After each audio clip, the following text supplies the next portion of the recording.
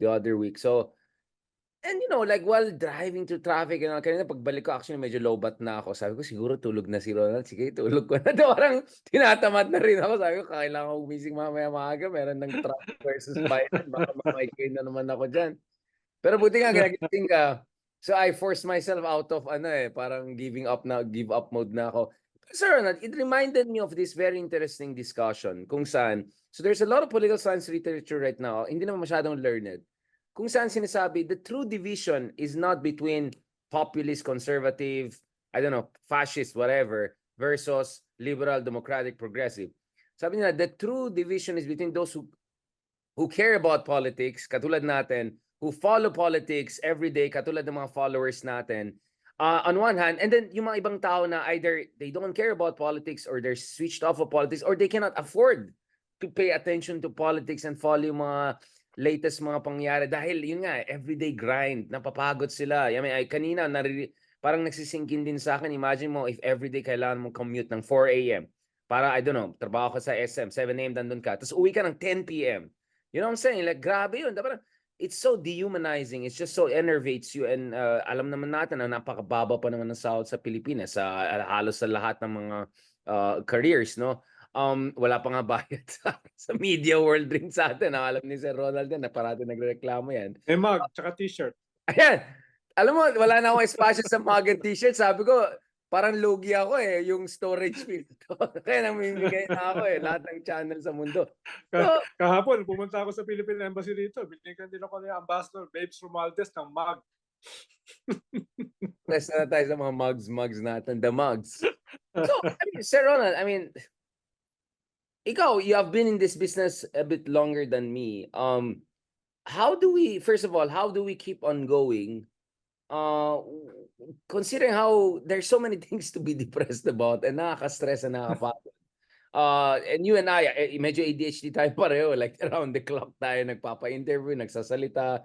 Sometimes 12 talks a week or even 5 talks a day. Mga ganun. How do we keep the passion, the fire going? Equally. Yeah, go. May mga inspiring moments na keeps us awake. Halimbawa, last Sunday, nagsalita ako doon sa Independence Day celebration dito sa Jersey City. Meron sila mga floats na nagmamarcha, nag-judge ako. Tapos pinasasalita ako doon sa rally, several hundred PhilAms, no? Sabi ko doon sa host, si Bobby Tixon, sabi ko, Bobby, huwag mo na akong pagsalitain dahil masaya na yung mga tao Nagkukalit sila, Zumba dancing. Ang dami palang Zumba groups dito Tapos ang dami ng mga kumakanta, mga local talents, mga bata. Tapos nandito si Ai de las Alas, no, nagpapatawa. Tapos bigla ako magsasalita. So sabi ko, wag na. Sabi nila, sige, magsalita ka pa rin. So nagsalita ako, mga 5 minutes. No, sabi ko sa kanila, pasensya na kayo, I will literally rain on your party. No? Tapos nagsalita ako about the West Philippine Sea, nagsalita ako about the new patriotism, nagsalita ako about this new aggression, invasion, no? Tapos pinasigaw ko sila. Lahat sumigaw. No, lahat sumigaw. West Philippine Sea, atin ito. No? Tapos kung sila very responsive. Nung bumaba ako sa stage, nilapitan pa ako ng mga tao. Tayo lang tawag sa akin, Dumansanas. No? Pero ibig sabihin, nakaka-inspire na itong mga PhilAm na malayo sa atin ay nakikiisa. Nararamdaman nila at tinatanong nila ano ba pwede nilang magawa. No, yun yung kanila. Going backwards, halimbawa noong 2022, amazing sumama ako sa 4 na rally nung ni Lenny. No, biro mo sa Pasig, 700,000 ang sumama. Tapos nandun sila for 14 hours hanggang gabi. No? Talaga naghihintay yung mga tao, hindi umaalis. Tapos alam mo na hindi hakot. Sila gumagawa ng kanilang costume, sila gumagawa ng kanilang mga banners, mga placards, no? May dala silang kanya-kanyang pagkain, dala yung pamilya. So merong ganung spontaneity Dumalo ako dun sa Pasay Rally, 900,000, ang laki. Dumalo ako dun sa Makati Rally, 1.2, 1.3 million. Tapos naghihintay ng more than 12 hours. Sabi ko, bagamat fast forward, natalo sila, this is amazing. Nakakita lang ako nito no EDSA. No? So ibig sabihin, meron pa rin ganon na sabi mo nga, na concerned about politics. Meron pa rin ganon na emotionally involved. No? Kahit natalo sila, this is 15, 16 million voters. No? This is hundreds of thousands na sumama sa rally. Meron pa nga chismis na nadaya na ito ay mas malaki dapat. No? But that's another topic. So, ibig sabihin, may ganun na perhaps ngayon ay dormant, pero naghahanap ng political alternative, a political narrative, a political brand, a political expression. leader. Political Yeah, expression. yun itong kanito. Kaya, parang walang panahon para ma-depress Dahil may naghihintay pa rin sa ganitong klase ng discourse. Sa ganitong klase ng political leadership. Yun yung nakaka-inspire. Katulad nung rally dito sa Independence Day. Na hindi naman Independence Day, pero yun yung kanila Independence Day rally.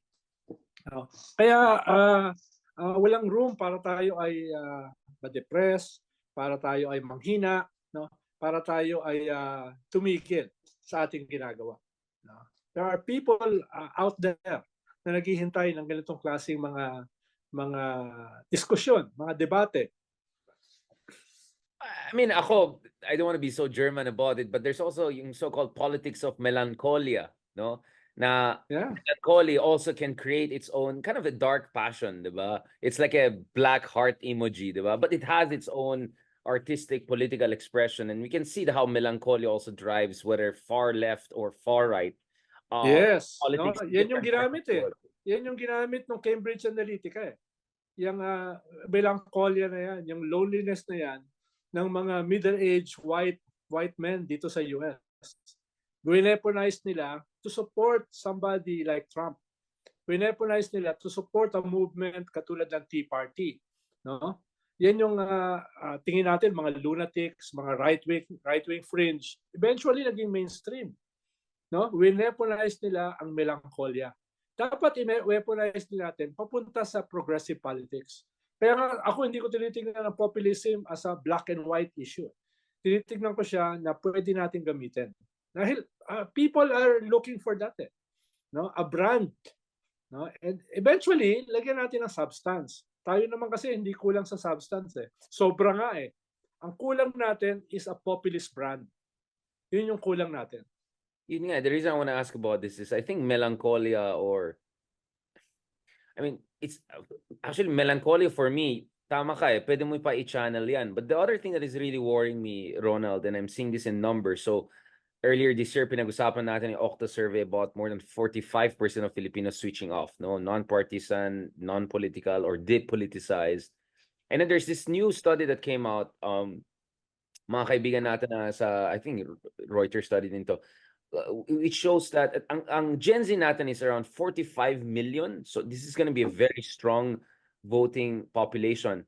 Matalino ito in a sense na they're very savvy in technology and all of that. But what really worried me is more and more of these folks are getting their information from TikTok, right? No offense, but but more than that, it's not TikTok per se, because you can do also a lot of good things in TikTok. For instance, dun sa issue ng Gaza, nung sinesensor ng mga pro-Palestinian sa Instagram, others, let's just be honest about it, sa TikTok sila naghanap ng expression of alternative perspective. But going back to this, what worried me... Pero sinesensor nila ang West Philippine Sea. Very sinesensor, kaya nga galit tayo, kaya nga pinapasara ko sa... Hindi naman, pinapascrutinize natin sila, especially ahead of 2025 elections. Mamaya, pag-usapan natin China, Team China versus Team the rest, okay? But the other thing is, ang sabi nila, ang pattern ng behavior ng mga Gen Z is, ang titignan lang nila titles. At ito, Ronaldo, I think, I'm not sure this is good for us or not. And then jump sila kaagad sa comments. So kung sinabi ng comments, this is a loser article, walang kwenta, gano'n, di nila babasahin. Pero in comment section, katulad natin na bardagulan, mukhang interesting to, may pro, may against. Kasi yun ang nangyari. Tingnan mo yung comment section sa Storycon, comment section natin sa R&R, di ba? Bardagulan So probably we have a potential to do well among, some of the Gen Zs, but wala pa tayo dyan, mamaya ayusin natin. But sa akin nakakabahala yung ganyan mindset na parang wala nang pake dun sa content, sa writing, authority, whatever. Ano lang, it's about just what's engaging, emotionally appealing. What is your, I mean, Kaya, how are you gonna tama, work around tama that? yung observation mo. Tama yung observation mo, Big R. Two-edged naman yan eh. Two-edged naman yan. Actually, lagi, di ba? May positive, may negative, no? Kaya kinakailangan sa mga forces like us, paano i-harness yung positive kahit hindi ganun kalaki, di ba? It's an opportunity as well as a threat. No? Yun yung ginagawa natin. Kaya meron din tayong audience eh. No, hindi lang naman 17, 19 yung ating audience eh. Lumalaki rin naman eh. Ibig sabihin may naghahanap din. 'Di ba? May naghahanap din. Tanggap ko na yung general listeners ay nasa level pa na ganyan. Pero ako hindi ko sila sisisihin eh. Ang gagawin ko, how do we reach out to them, no? Na ganyan yung pinanggagalingan nila. At yun yung ginagawa natin eh. Halimbawa, ito, ang daming nanonood sa Facebook, 'di ba? Ako kasi walang Facebook eh. Kaya hindi ko ma-monitor eh, 'di ba? So, medyo Ronald, may aminin epekto mo, naman kaming tayo dalawa ni kahit pa paano. Christian ang ano mo. Kami yung social Oo. media managers mo. De facto kami ni Christian. Oh. So, meron naman tayo naaabot, di ba? At hindi insignificant yung ating naaabot. At nakakatuwa yung kanilang mga comments eh. Di ba? Engage sila eh. Engage sila sa mga comments eh. Nakakatuwa eh. No? Kaya nga dito, tuwa ako dahil hindi naman ako madalas nandito katulad ng Big R eh. Hindi naman ako Marco Polo na palibot-libot. Pero dito engaging yung mga tao, no? At they go out of their comfort zone, no? They Their go out of their silos. comfort zone para mag-engage sa mga katulad nating mga crackpots, no? At saka mga hecklers, di ba? Di ba? Tayo nga, hindi natin sineseryoso yung ating mga sarili. Pero marami sa ating listeners sineseryoso. At ako, na-inspire ako ron. Interesting. No. I completely see where you're coming from. Ako naman in my own little ways, no. Especially, ako kasi, I don't know, siguro more university and policy circle kasi ang nami-meet ko. So maybe I have to do more civil society. And alam mo naman, both of us, I mean, we're progressive. So obviously civil society is a home to me too. Among journalists kasi purong depressing yung discussion. Meron kami event dito sa East West Center, etc. So kausap ko yung mga journalists from all around the world. Lahat distressed, di ba? With the changing landscape, the tectonic shifts in the information ecosystem. Policy world naman, obviously, alam mo naman, very real politic, di ba? How can we get this across the line? China kalaban, anong gagawin? So it's not sentimental. It's very unsentimental. And then universities, alam mo naman, Ronald, universities are universities, right? So, but even in those circles, I'm really glad to see more respect given to the Philippines. I see attention given to people like me as an expression of the Philippines growing importance, not because ako si Haydarian, ganito, ganyan. But you're absolutely right na nakakataba ng puso, not in a mayabang way, but in a very humbling way. Parang, kasi napansin ko, minsan nagiging mas mayabang ang tao when they're jaded inside. So parang that's their compensatory mechanism. I'm going a little bit psycho. But when you really see there's genuine, sincere love and affection and support there, parang mahiya ka sa sarili mo. Oh, ayusin mo naman, di ba? Siniseryoso ka actually, ha? Di ba? Parang, ayusin mo naman yung ginagawa mo. I really appreciate what Actually, Big R, kahit sa ating mga detractors in fairness sa kanila, natutuwa rin ako dahil dumadami yung bumabanat sa atin. Di ba? Mas delikado yung walang bumabanat sa atin, walang pumapansin. No? Pero pag dumadami yung bumabanat, enjoy din. relevant ka na. Sabi nga ng lolo ko, pag namumunga yung puno ng mangga, binabato. No? Wala sila sa lolo ko. Mahabang usapan to. Wag punta natin to, may Ilocano version din. But going back to this, I really see where this is coming. Ako kasi, Ron, I want us to say this on the record kasi ang tingin ko, may ibang tao na nakikinig sa atin, sabi nila, ay, kwelo tong dalawa, masayahin sila. Siguro, ganun lang talaga sila, di ba? So, I'm Hindi trying... nga tayo political analyst daw eh. Ano na tayo? Psychoanalyst, di ba? I wanted them to realize, tao rin tayo, hindi tayo machine. We also have our pains and frustration and isolation. Pag si Leloy kasi kasama ko, mas sentimental. Ikaw kasi, kwelo ka eh. Tsaka yung sa story ko, ano naman nangyari? Nagbardagulan tayo ni Patrick. Uy, tumaas ang ratings nun ha? Oo. Mataas yung ratings nun. Nagbardagulan. Isa Hindi yata lang sa ratings. pinakamataas yun eh.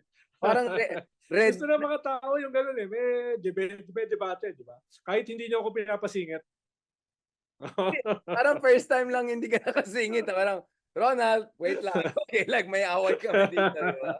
Ang ganda nga nung feedback eh. Nakita ko sa mga Reddit. Ba't yung mga Reddit, yung mga gano'n, yung mga hole in the wall, mga, dami nagko-comment. Oo. Oo, na-trigger talaga siya sa Kawa gas. kawawa Ay, lang may kawawa lang gaslighter! kawawa lang si Patrick na nagpo-provoke eh. Kaya nga sabi Na ko, Patrick kasi is just still hinagulpi sa manning. comments eh. Sabi ko, Patrick is still manning. Kaya dinefend ko si Patrick. At sabi ko, panoorin niyo yung buo. Kasi tama naman si Patrick, we're not supposed to agree with you. Pero kasi the way na mukhang galit talaga siya sa word Eh na di, gaslight. tinawag mo na May hugot, gaslighting. Kaya, may hugot siguro yan. Kaya medyo mali yung labas. But I know naman what Patrick is doing. He's just trying to challenge us. At alam niya naman, patola naman tayo pag challenge mo tayo. Yun lang, nagsama tayong lahat. Ang gulo nangyari, di ba? But o dapat kasi hindi tayo